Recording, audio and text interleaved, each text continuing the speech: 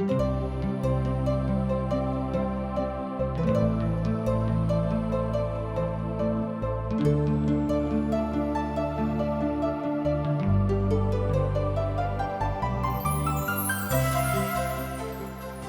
शास्त्र लोकों के बीच परमेश्वर के मूल काज के विषय में बताबैत अछि जे परमेश्वर के विषय में जनबा के लेल यह आवश्यक अछि। TWR इंडिया द्वारा प्रस्तुत अशक इजोतो के यह उद्देश्य थिको हैं अहाँ सब के परमेश्वर के मार्गों में आगा जाय में मदद सेहो करे, जीवनों के मार्गदर्शक करे। कृपया देखू आ सुनू जाय सो परमेश्वर अहाँ के जीवनों के मार्गदर्शक ठहरे। आशा के इजोत मैथिली कार्यक्रम में हम एक बेर और अहाँ के अभिनंदन प्रभु यीशु मसीह के मीठ आ पवित्र नाम से कह रहल छी। हमरा सब आजुक दिन फिलिपियो के पत्री के 3 अध्याय में पहुंच गेल छी। एही अध्याय के 1 पद से ल क 4 पदक आजुक दिन हमरा लोकनि देखब। एठाम बतायल गेल अछि कि जे कियो मसीह में अपन जिंदगी बिता रहल छथि हुनका कोन तरह के इनाम भेटतनि। हमरा सब मसीही दिनचर्या के दर्शनक देख रहलहुँ हैं। हमरा सब देख रहल छी जे मसीह में जिंदगी बीतेला के बाद मनुखक कोन तरह के इनाम भेट जा रहल छनि। आ तकरा बाद हमरा सब मसीही जिंदगी के जीवा के तरीका के सिखलहुँ हैं। अहाँ के एहि बातक स्मरण होइत कि हमरा सभक कोन तरह मसीही जिंदगी जीवाक अछि। एहि बातक हमरा लोकनि आजुक दिन धरि सीख रहल छलहुँ हैं। अब हमरा लोकनि देखब कि मसीही जिंदगी जीवाक इनाम अर्थात जँ हमरा सब नीक रीति से मसीही जिंदगी एहिठाम से जी के विदा होयब तऽ हमरा सभक इनाम भेटत। संक्षेप में अहाँ बाजि सकैत छी प्रभु यीशु मसीह के प्यास आ हुनक प्यार हमरा सभक जिंदगी में रहबाक चाही। यह बात संत पौलुस एहिठाम अपन जिंदगी के गवाही में हमरा सब गोटे के देखा रहल छथि। यह इजोत हमरा सभक जिंदगी में सैद घड़ी चमकैक। हमरा सब देखब जे संत पौलुस अपन जिंदगी के हिसाब किताब के राखि रहल छथि। हुनक सिद्धांत छनि कि हम अपन जिंदगी के हिसाब किताब राखब। जे प्रक्रिया हुनका संगे पहिने लागू होइत रहनि ओ अपन उद्देश्यक वर्तमानक लेल परिवर्तित नहि कऽ सकैत छथि। ध्यान देबै, ओ अपन उद्देश्यक वर्तमानक लेल परिवर्तित नहि कऽ सकैत छथि।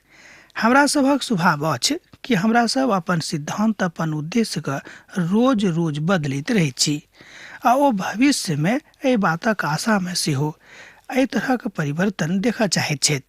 मुदा हुनक मोन कहियो एम्हर हुनक मोन कहियो ओम्हर अर्थात कहियो एहि फूलक दिस कहियो ओहि फूलक दिस जाइत रहैत छनि, कहियो एहि गाछी में कहियो ओहि गाछी में। पौलुस विश्वासी के बता रहल छथि कि जँ अहाँ परमेश्वरक संगे अपन जिंदगी बिता रहल छी एहि धरती पर एकाग्र चित्त भऽ कऽ रहू, किएक तऽ अहाँक मोनक शैतान एम्हर ओम्हर लऽ जायत। एहि संदर्भ में वो अपन उद्देश्यक कहियो बदले के इच्छा नहीं राखैत छथि। मुदा वो देखैत छथि जे प्रभु यीशु में विश्वासी लोकक लेल एक महान आशा छनि। दुनूक लेल, यहूदी के लेल गैर यहूदी के लेल वो एकटा महान आशा के देखैत छथि। एहिठाम संत पौलुस बता रहल छथि कि अब जे कियो प्रभु यीशु मसीह में छथि हुनका लेल ई सब बात अर्थात सांसारिक बातक लेल कोनो स्थान अब नहीं छनि। अर्थात जात पातक कोनो विभेद उनका लग अब नहीं छनि। प्रभु यीशु मसीह में सब कियो एक छथि। पौलुस अपन भूतकालक हिसाब किताब कऽ रहल छथि और अपन मानसिकता के परिवर्तन को देख रहल छथि कि वो अब अपन प्रभुक संगे कतेक बदलल छथि, अर्थात यीशुक संगे हुनक परिवर्तन कतेक दूर धरि भेल छनि। यह हिसाब किताब हमरा सब गोटे के रखबाक अछि। एहि बातक एहिठाम ओ 3 अध्याय में आरंभ कऽ रहल छथि। फिलिपियो पोथी तकर 3 अध्याय आ 1 पद एहि बातक कहैत अछि। ओ कहै छथिन कि हे हमर भाई सब, ध्यान दियौ, हे हमर भाई सब प्रभु में आनंदित रहू। यह बात हमरा अहाँके बेर बेर लिखऽ में किछु कष्ट नहीं होइत अछि और एही बात में अहाँक मोन लागल रहेक आ एही बात में अहाँके कल्याण सेहो अछि। एहि बातक अहाँ 1 पद में पढ़ि कऽ सत्यापित कऽ सकलहुँ हैं। सब भेलाक बाद पौलुस अपन अंतिम प्रक्रिया में ई बातक बता रहल छथि। पौलुस के अंतिम प्रतिक्रिया से हो या रहन कि अंतिम संदर्भ में वो लिख रहा छथि जे वो एहि बातक फिलिपियो के विश्वासी के आवश्यक सिखा कऽ एहि संसार से विदा हुआ वाला छथि, अर्थात हुआ चाहे छथि। एहि बीच में बहुत बेर बाधा आ विघ्न हुनका तंग कैलथि। एहि बीच में शैतान हुनका जिंदगी में बेर बेर आबि कऽ हुनका कमजोर कैलनि, कोशिश कैलनि, मुदा ओ कमजोर नहि भेलाह, अर्थात अपन यीशुक संगे ओ मजबूत छलाह। अहाँक बा हमरा अंतिम निर्णय लेबाक अछि, अपन जिंदगी के अंतिम बातक सिखबाक अछि, अपन जिंदगी के अंतिम उद्देश्य बनेबाक अछि। एहिठाम बहुत केओ एहि दुआरे जियैत छथि कि हम खूब पैघ पदक लेल प्रयास कऽ रहल छी। बहुत केओ एहि संसार में छथि कि हम खूब पैघ मकान बना कऽ ओहि मुकाम में तरह तरह के सुख सुविधा बना कऽ एहि संसार से विदा हुआ चाहैत छी। हुनक उद्देश्य ई छनि। बहुत केओ छथि ओ चाहैत छथि कि हुनक उद्योग ततेक बढ़ि जानि जे हुनका लोग हुनक नामे से जाने के, अर्थात तरह तरह के उद्देश्य के लऽ कऽ एहिठाम संसारक लोग जियैत छथि। अहाँ अपन आर्थिक जिंदगी में मजबूत रहू, खूब मजबूत भऽ जाउ, ई प्रभु के इच्छा से हो छनि। पवित्र पोथी बाइबिल एहि बातक विरोध नहि करैत अछि कि अहाँ अपन आर्थिक जिंदगी में आशीषित नहि हो। एहि बातक सत्यापन अहाँ कऽ सकलहुँ हैं तेसर यूहन्ना पोथी तकर 1 अध्याय आ तकर 2 पद से आगाँ। ओतऽ एहि बातक बतायल गेल अछि कि जेना अहाँ आत्मिक ज्ञान में आगाँ बढ़ि रहल छी, समृद्ध भऽ रहल छी, प्रभु के संगति में हुनक प्रेम में स्वयं के खूब पराकाष्ठा के दिस लऽ जा रहल छी, एही तरह अहाँ सब बात में समृद्ध भऽ जाउ। एकर अर्थ स्पष्ट लागैत अछि बा अछि कि परमेश्वर ई नहीं चाहैत छथि कि अहाँ सब दिन गरीबे रहू और अहाँ के गरीबी सब दिन बढ़ैत जायक। वो चाहैत छथि कि अहाँ खूब धनिक भऽ जाउ और अहाँ अतेक धनिक भऽ जाउ कि अहाँ दोसरों के मदद करियौ, दोसरों के सहायता करियौ। मुदा खाली धने के लेल आ धने अर्जन करबाक लेल, अर्थात धनार्जन मात्र अहाँ के जिंदगी के उद्देश्य नहीं रहबाक चाही। सोच गप में यह भेल, कियाक तऽ ई बात आ ई अवस्था अहाँ के आनंदित नहीं करत। वो सब गंभीर बीमारी के अवस्था में ध्यान दियौ। एहिठाम विश्वासी के दिस इशारा कयल गेल अछि। वो सब गंभीर बीमारी के अवस्था में सेहो मसीह संगे आनंदित रहबाक विधा के सीख रहल छलाह।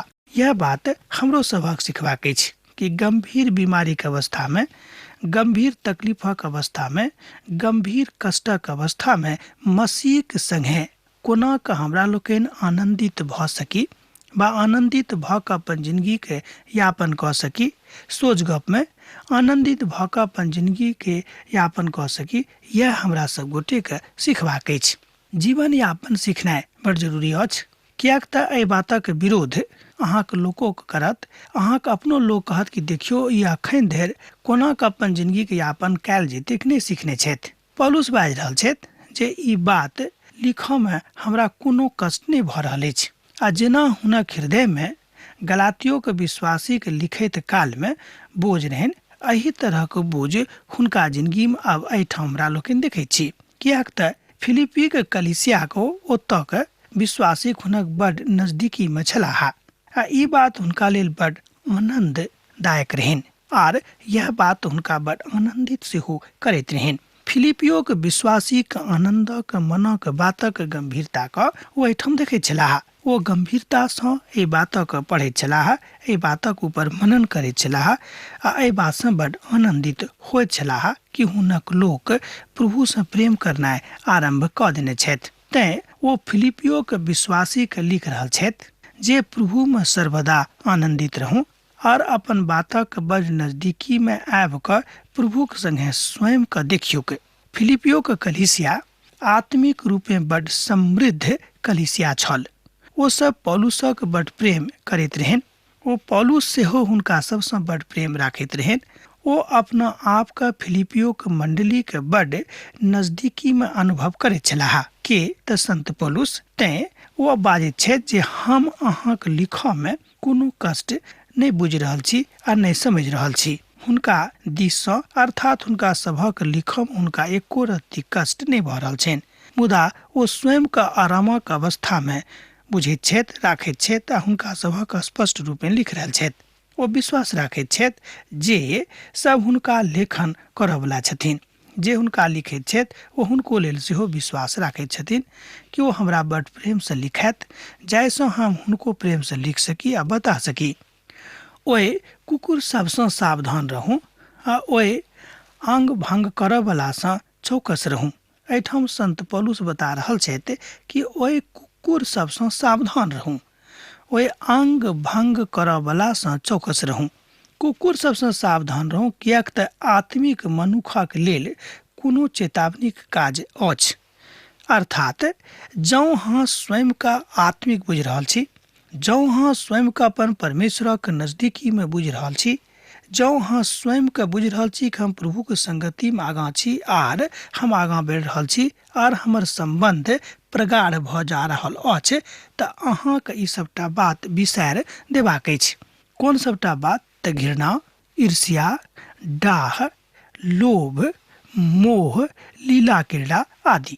मुदा हमरा सभक प्रभुक दयासँ वंचित रहिके जिंदगी बितौनाइ नहि अछि। आत्मिक इच्छा यह अहाँके हृदयसँ रहबाक चाही। यह बात एहिठाम संत पौलुस फिलिपियोके विश्वासीके बता रहल छथि, फिलिपियोके विश्वासी मंडलीके लिख रहल छथि।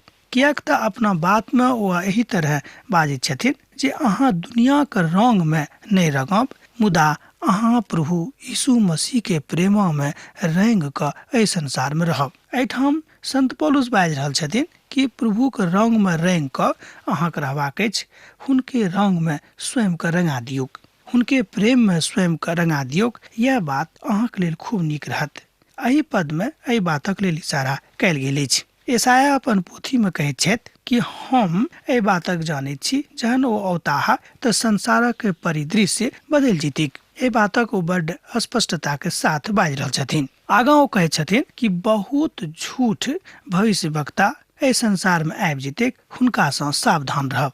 हुनक दरबान बनि कऽ एहि संसारमे नहि चलब, नहि तहाँ इजोतसँ हटि कऽ अन्हारक दिस चलि जायब। आ हुनके ओ एहिठाम कुकुर बाजने छथिन, कोनो मनुखक ओ कुकुर नहि बाजि रहल छथि। ध्यान देबै सुनि कऽ तम साहेब ने, किएक तऽ जाबे धरि ज्ञानक प्रकाश नहि जायत ताबे धरि हमरा लोग अनेरे कोनो बातक सुनि कऽ आ तकरा ऊपर प्रतिक्रिया देनाइ आरंभ कऽ दैत छी। ओ सब अहाँके लगमे आबि कऽ भौंकत, भूकत आर अहाँके परेशान कऽ देत, मुदा अहाँके हुनका सभक सन्मुखमे बहिर बनि कऽ रहबाक अछि। अर्थात अपन आत्मिक बातक लेल कोनो तरह कहियो कोनो बातक लेल समझौता नहि करबाक अछि। एहि बातसँ प्रभु बड़ प्रसन्न रहता जँ अहाँ समझौता नहि करबी, आ जँ अहाँ समझौता करबी तऽ प्रभु अहाँसँ अप्रसन्न भऽ जायत। यशायाह अपन पोथीमे कहै छथिन 56 अध्याय के 10 पदमे, हुनक दरबान सब आन्हर छथि, ओ सभक सब अज्ञानी छथि, ओ सभक संग गूंग कुकुर छथि जे भूख नहि सकैछ, ओ सपना देखऽ वाला आर लेटल रहि कऽ सुतल रहऽ वाला छथि। एहि बातक अहाँ एहिठाम देखलहुँ हैं 56 अध्याय के 10 पद में पोथीक नाम अछि यशायाह। एहिठाम यशायाह एहि बातक बता रहल छथि कि झूठ भविष्यवक्ता अर्थात झूठा भविष्यवक्ता एहि संसारमे आबि जेतैक। ओ लोकक मनक भरमौनाइ आरंभ कऽ देतैक। अर्थात बहुत केओ एहि संसारमे सुधारवादी बनि कऽ अहाँके सन्मुखमे ठाढ़ हैत, मुदा ओ सत अर्थमे झूठा के भविष्यवक्ता रहत, अर्थात झूठा के भविष्यवक्ता रहत। ओ कहै छथि जे ओ बड़ आज्ञाकारी आ निदान खोजऽ वाला अहाँके देखाइ पड़त।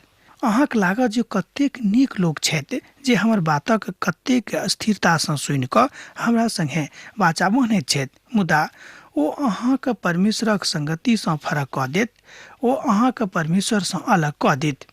किएक तऽ एहि तरहक भविष्यवक्तासँ किछु नहि अहाँके भऽ सकैत छै। ध्यान दियौक, आजुके समाजमे एहि तरहक बहुत लोक रहैत छथि जिनका प्रभुसँ तऽ कोनो मतलब नहि रहैत छनि, मुदा ओ प्रभुमे अपना आपके बड़ आगाँ बुझैत छथि।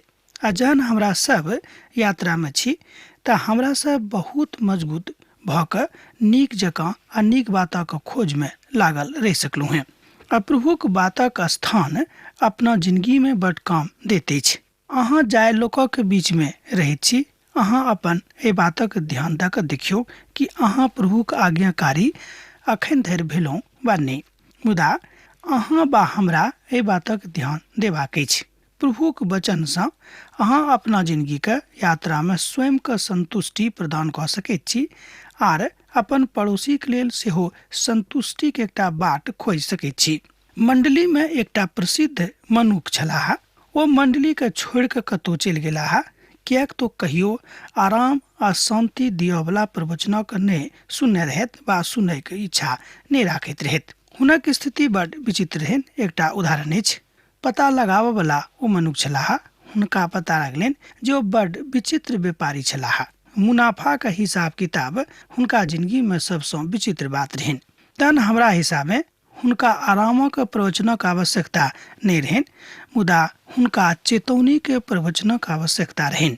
हमर मित्रवर, प्रभु यीशु मसीह सबटाक प्रवचन, दोसर गप में प्रभु यीशु मसीह के सबटा प्रवचन शांति आ आराम दिअ वाला अछि। हाँ, ई अब अहाँक ऊपर निर्भर करैत अछि जे ओ अहाँ कोना करैत छी, अर्थात ओहि वचनक अहाँ कोन रीति सँ अपना जिंदगी में ग्रहण करैत छी। ई अहाँक ऊपर अछि। अपना आप के बुझनिक नहि बुझियौक, किएक तऽ प्रभु सबसँ बेसी बुझनिक छथि आर ओ अहाँ से नहि राखैत छथि। आ हुनका हाथ में सौंप दियौक। यह अछि प्रभु में वाचा के बातक के प्रारंभिक विधा, या एहि विधा में एहि बातक अहाँ प्रभु सँ एहि वचनक लऽ कऽ आगाँ जा सकैत छी आर ध्यान दऽ कऽ आगाँ बढ़ि सकैत छी। यह बात प्रभु में अहाँक लग आबि कऽ संतुष्टि कथा निकेश के सन्मुख में आबैत अछि। प्रभुक दास कहैत छथि जे जहन हम अपन चिकित्सक सँ एहि बातक भेंट करबाक लेल गेलहुँ हैं कि हमरा बता दिअ जे हमरा बीमारी की अछि। एहिठाम टीकाकार साहब बाजैत छथि, कोनो बातक लुका छुपा कऽ नहि राखियौक, किएक तऽ अहाँ हमर चिकित्सक थिकहुँ हैं और हम अहाँक लेल इलाज करेबाक लेल आयल छी। तैं जँ अहाँ कोनो बात लुका कऽ राखबेक बा जँ हम कोनो बातक लुका कऽ राखबेक तऽ हमर बीमारी के निदान जल्दी अहाँ से नहीं निकसत। यह बात हमरा सब एहिठाम देखैत छी प्रभु यीशु मसीह संगे। जँ अहाँ कोनो बातक, कोनो पापक, कोनो गलतीक प्रभु यीशु मसीह सँ लुका कऽ छुपा कऽ राखबेक, तहन एहि बात सँ अहींके घाटा हैत, किएक तऽ ओ तऽ जानैत छथि कि अहाँ बातक लुका छुपा रहल छी, मुदा एहि बातक लेल निदान अहाँक लग नहीं आयत और अहाँ अनेरे तकलीफ में पड़ि जायब। यशायाह के दिन में जाय काल में यशायाह संसार में छलाह, झूठा भविष्यवक्ता के कमी नहीं छल। ओ अपन लोकक बड़ आराम दिअ वाला बातक बताबैत रहैत, जाहि सँ हुनका सभक कोनो फायदा नहीं होइत रहन। एहि तरहक भविष्यवक्ता के विषय में यशायाह झूठा भविष्यवक्ता के संज्ञा देने छथिन और ओ कहैत छथिन कि ओ गूंग कुकुर जकाँ छथि, अर्थात हुनका ओ गूंग कुकुरक संज्ञा देने छथि। किएक तऽ जहन सिंह आ शेर गर्जन आरंभ करतिक तहन कुकुरक हुनका सन्मुख में कोनो स्थान नहीं रहतिक, मुदा झूठा भविष्यवक्ता कहियो चेतौनी के नहीं सुनत आ नहीं ओ कोनो चेतौनी दिअ वाला बात अहाँके सिखावत। ई परमेश्वरक वचन अछि, ई कोनो हमरा सब अपना मन सँ नहीं बाजि रहल छी। आजुक युग में एहन बहुत लोग छथि जाहि युग में लोग एहि तरहक झूठा तसल्ली देबऽ में व्यस्त रहै छथिन, आर बहुत लोग एहनो छथि जे झूठ तसल्ली दऽ दऽ कऽ स्वयं के संतुष्ट करैत रहैत छथि आर अनेरे अनर्गल काज करैत रहै छथिन। अनर्गल काज करबाक जरूरत नहीं छै। शांति आ आराम प्राप्तिक साधन यह थिक कि हमरा सब अपन उद्धारकर्ता अपन प्रभु यीशु मसीह संगे रहिएक आर हुनक बातक बड़ शांति सँ, बड़ आराम सँ सुनिक आरंभ कऽ दऽ सकैत छी। कि तैं एहिठाम संत पौलुस कहैत छथिन कि अहाँ अपन जिंदगी के आरंभ कऽ सकलहुँ हैं, कोना कऽ तऽ ओहि सब बात सँ स्वयं के सावधान कऽ कऽ, अर्थात जतेक झूठाक भविष्यवक्ता छथि, अर्थात झूठ बजऽ वाला जतेक भविष्यवक्ता छथि हुनका सँ सावधान रहू। ओ जे किछु बाजैत छै तकरा ऊपर विश्वास नहीं करियौक आर अपन आत्मिक जिंदगी के खूब नीक रीति सँ आगाँ लऽ चलियौक। सावधान रहबाक कथा यह थिक कि अहाँ अनेरे अनर्गले कोनो तरहक एहन व्यवस्था में नहीं पड़ियौक जाहि सँ अहाँ स्वयं के तकलीफ में बुझि कऽ एहि बातक, एहि व्यवस्था के स्वयं के अलग कऽ दियौक। उद्धार नहीं भेटत, मुदा आजुक किछु लोक एहि बातक ऊपर विश्वास करैत छथि आ अपन आचरण ओहि तरह के राखैत छथिन जाहि तरहक आचरण हुनका नहि रखबाक चाही। हमरा सब बहुत बेर अनेरे एहि तरहक बात में पढ़ि कऽ स्वयं के अलग कऽ लैत छी। फिलिपियोक पोथी तकर 3 अध्याय तकर 3 पद कहैत अछि, कियाक तऽ हमरा सबके एहि रीतिसँ परमेश्वरक आत्माक अगुवाई में उपासना करैत छी और मसीह यीशु पर घमंड करैत छी और देही पर भरोसा नहीं राखैत छी। आखिरी प्रभाग का हमरा संगे एक बेर आर देखियोक। आर मसीह यीशु पर घमंड करैत छी और देही पर भरोसा नहीं राखैत छी। यह बात हमरा बा अहाँ के सिखबाक अछि कि अपन उद्धारकर्ता, अपन सृष्टिकर्ता, हमरा सँ अथाह नेह करऽ वाला प्रभु सँ हमरा सब गोटे के नेह करबाक अछि। कोनो घमंडी बात हमरा सभक जिंदगी में नहीं आबेक। जँ घमंड करबेक अछि तऽ प्रभु यीशु मसीह के ऊपर घमंड कऽ सकैत छी जे हमरा सभा के विश्वासक के प्रतीक छथि, अर्थात अपन जिंदगी के सैद घड़ी में हुनका संगे हमरा लोकनि अपन सहभागिता दऽ सकैत छी। देखियो कई बात कहाँ देख सकैत छी 6 अध्याय के 15 पद में, अर्थात गलातियो पोथी तकर 6 अध्याय तकर 15 पद में, तैं नहीं तऽ खतना आ नहीं खतना बिनु किछ अछि, मुदा नव सृष्टि अछि। एहि तरह एहिठाम संत पौलुस एहि बातक स्पष्ट कऽ दैत छथि कि कोनो एहन बात नहि जे केओ परिशुद्ध कयल गेल छथि आर केओ स्वयं को शुद्धिकरण कऽ के बुझैत छथि कि सांसारिक शुद्धिकरण सँ हम शुद्ध भऽ गेल छी, मुदा जाबे धरि परमेश्वरक वचन प्रभु यीशु मसीह के सुनित अहाँ के शुद्ध वा परिशुद्ध नहि करत, अहाँ के ई बात करला सँ कोनो सामाजिक रीति विधि मानला सँ वा कैला सँ किछ फायदा नहीं हैत। यीशु में नव जन्म पाबि कऽ, ध्यान दियौक, प्रभु यीशु मसीह में नव जन्म पाबि कऽ मसीह में स्वयं के अर्थात अपन हृदय के दऽ दियौक, यह अहाँ के नव जन्म भेल, यह अहाँ के नव संबंध प्रभु यीशु मसीह के साथ भऽ गेल। यह बात एहि संदर्भ के हमरा सब गोटे के आजू के परिप्रेक्ष्य में बुझबाक अछि। अब नव जन्मक अनुभव जाबे धरि अहाँ के नहीं हैत, अहाँ कहियो सर्वोच्च शांति के प्राप्त नहीं कऽ सकलहुँ हैं, जे सर्वोच्च शांति प्रभु यीशु मसीह के दिससँ मनुष्य जाति के भेटैत अछि।